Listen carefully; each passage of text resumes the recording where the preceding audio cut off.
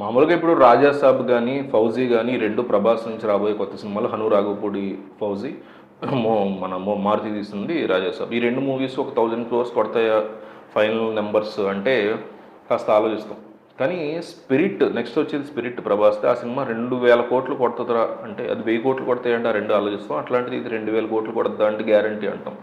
అది సందీప్ రెడ్డి వంగ. అసలు మామూలుగా సందీప్ రెడ్డి వంగ ఏ డైరెక్టర్ ఏ హీరోతో తీసినా అది పీక్స్ ఆఫ్ సినిమా అని మనం ఎక్స్పెక్టేషన్స్లో ఉంటాం. అట్లాంటిది ప్రభాస్ లాంటి ఒక పాన్ ఇండియా సూపర్ స్టార్తో తీయడం అనేది ఇంకా హై ఎక్స్పెక్టేషన్స్ ఉంటాయి. సినిమా షూట్ కూడా మొదలు కాకుండా ఆ సినిమా కోసం విపరీతంగా ఎదురు చూసేవాళ్ళు ఉన్నారు. బయ్యర్స్ అడ్వాన్స్లు ఇచ్చి కూర్చున్నారు ఆ సినిమాకి సంబంధించి. మీరు సినిమా తీయండి చాలు, మీరు డబ్బు ఎంతకాలమైనా మీ దగ్గర పెట్టుకోండి, సినిమా అవుట్పుట్ వచ్చాక మాకు ఇవ్వండి చాలు అనే బయ్యర్స్ కూడా ఉన్నారు ఆ సినిమాకి. సో ఇట్లాంటి సిచ్యువేషన్లో Kingdom movie, Vijay Deverakonda Kingdom కోసం రీసెంట్గా ఇంటర్వ్యూస్ ఇస్తున్న మన సందీప్ రెడ్డి వంగ స్పిరిట్కి సంబంధించి కొన్ని ఇంట్రెస్టింగ్ విషయాలు చెప్పడం జరిగింది. అవి నాకు భలే అనిపించాయి.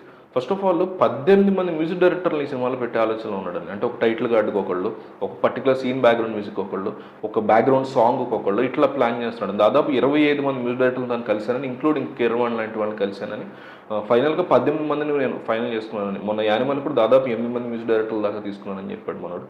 సో ఈ సినిమాకు కూడా అట్లా కొన్ని సీన్లకు ఒక్కొక్కళ్ళు అని. ఎందుకంటే ఫైనల్ అవుట్పుట్ రావడం అనేది చాలా ఫాస్ట్గా జరుగుతుంది, మ్యూజిక్ డైరెక్టర్స్ ఎక్కువ మంది ఉంటే అనే ఫీలింగ్లో ఉండడేమో. కానీ ఒక మంచి ఐడియా, ఒక కొత్త కల్చర్ లాగా అనిపించింది అది. అదొకటి చెప్పాడు. అట్ ఈ తృప్తి ఉంది కదా, ఈ యానిమల్లో యాక్ట్ చేసిన సెకండ్ హీరోయిన్ కదా, ఆమె ఇందులో female character final heroine character చేయబోతుంది. దీపికా పడుకొని తప్పుకుంది, ఆమె ప్లేస్లో ఈమె వచ్చింది.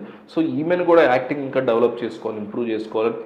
కొన్ని సీన్లు ఆమెకి ఎట్లా ఇస్తాడు ఏంటనే మాటలు చెప్పానని, ఇవన్నీ కూడా సందీప్ రెడ్డి వంగ రీసెంట్గా ఇంటర్వ్యూ షేర్ చేసుకొని చాలా ఇంట్రెస్టింగ్. అయితే ఇక్కడ అన్నిటికంటే ఇంపార్టెంట్ స్టోరీ రిలేటెడ్ థింగ్ ఏంటంటే, ఒక పోలీస్ ఆఫీసర్ రోల్లో కనిపించబోతున్నాడు ప్రభాస్ అని మనం ఆల్రెడీ అనుకున్నాం. ప్రభాస్ని పోలీస్ ఆఫీసర్ రోల్లో చూడడమే హై అంటే, అలాంటి సందీప్ రెడ్డి వంగ డైరెక్షన్లో ఆ యాటిట్యూడ్ కానీ, ఆ డైలాగ్స్ కానీ, ఆ థీమ్ ఎట్లా ఉంటుంది అనేది అందరికీ ఇక మెంటల్ మాస్ ఉంటుందని ఆబ్వియస్లీ మనం ఎక్స్పెక్ట్ చేయొచ్చు, కళ్ళు మూసుకుని ఎక్స్పెక్ట్ చేయొచ్చు.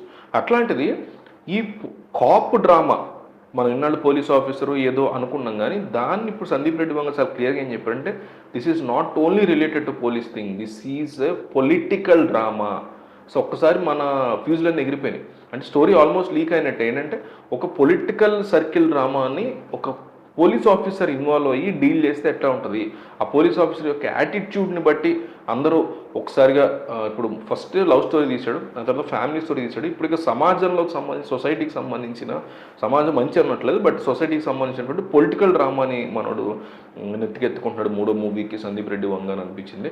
సో మీకు ఈ ఇంటర్వ్యూ చూసిన తర్వాత ఏమనిపించింది, ఈ మూవీ ఎంత ఎక్స్పెక్టేషన్స్ ఉన్నాయి మీకు ఈ మూవీకి సంబంధించి, ఎన్ని కోట్లు వసూలు చేసే ఛాన్సెస్ ఉన్నాయి ఫైనల్ రన్లో అని అనుకుంటున్నారు మీరు? కామెంట్ చేయండి.